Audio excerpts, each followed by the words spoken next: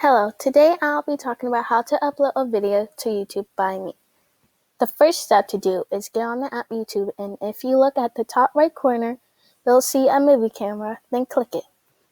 The next step to do is you'll see something in the middle. It'll say select files to upload, then click it and pick a video you want to upload and drag the video you want to upload to the middle where it says select files to upload.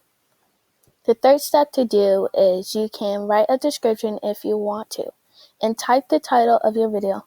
Also, you can choose if you want the video to be public, unlisted, private, or scheduled. The fourth step to do is add a thumbnail, or you can create your own thumbnail. The last and final step to do is push the upload button, then it says process done, then you click done. That's it. You now know how the steps to upload a video to YouTube on computer.